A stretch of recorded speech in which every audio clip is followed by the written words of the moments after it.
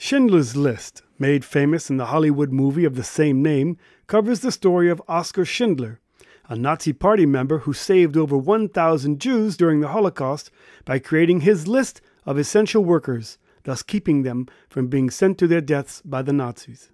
One of the original lists is on display at the Yad Vashem Holocaust Memorial in Jerusalem, but now the heiress to Schindler's papers is demanding that the list is hers and wants it handed over. This demand comes at the same time that another copy of the list was put up for sale in New York for over $2 million. Yad Vashem has long recognized Oskar Schindler and his wife Emily as righteous Gentiles.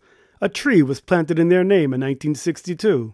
The list itself, arguably one of the most important documents of the Second World War, and other items belonging to Schindler, was brought to Jerusalem in the late 1990s by German journalist Ulrich Sam, who was a correspondent for the Stuttgarter Zeitung newspaper.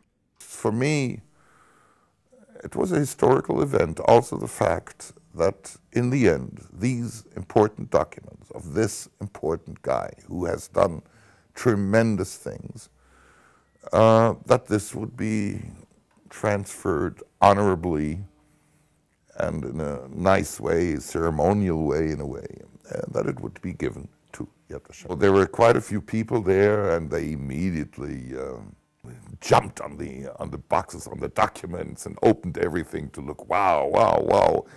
After the Second World War, Oskar Schindler and Emily moved to Argentina, but Oskar returned to Germany in the 1950s.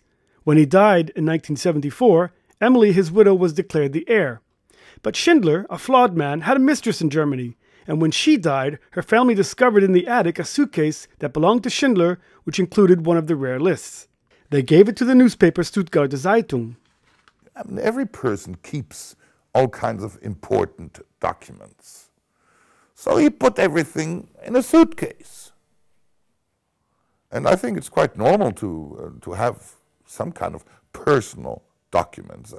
I'm not even sure if he really knew what he had kept. But when his widow heard of this, she immediately demanded that it be handed over. But the papers had already disappeared, only to surface later in Israel. When she died a decade ago, she passed on the copyrights to Erika Rosenberg, an Argentinian author who had befriended her and who had helped her write her memoirs. Reached by the media line in Argentina, Professor Erika Rosenberg said she has claims over the displayed Schindler's List in Jerusalem. This is an Israeli story, and therefore the documentation can remain there. It is a question above all of principles, a question of morals. I'm not asking for any money, nothing, only that they recognize my rights. Schindler's List is more than just a few pieces of paper. It's a tangible symbol of a ray of goodness during an evil time of the Nazi Holocaust. And yet, there are those who think that it is something that could be owned, sold, and auctioned. she wants the lists. She's not interested in all the other stuff, in the air ticket and in the honorary documents from the Hebrew University and all that. He only wants the list. Now, if she only wants the lists, I can tell you why. Because they're worth a lot of money. She wants to sell them. She wants to make money. That's all. Yad Vashem has rejected Rosenberg's claims. We believe that Schindler's List is an historically valuable document belonging in Yad Vashem, where it is on display and where millions can see it. Yad Vashem holds the documents given to us by the newspaper Stuttgarter Zeitung legally. Rosenberg has also tried to block the sale of another list being sold by a memorabilia dealer in New York, but a court ruled that selling it did not compromise her copyright ownership. The mysterious motive to get their hands on the valuable lists may never be known.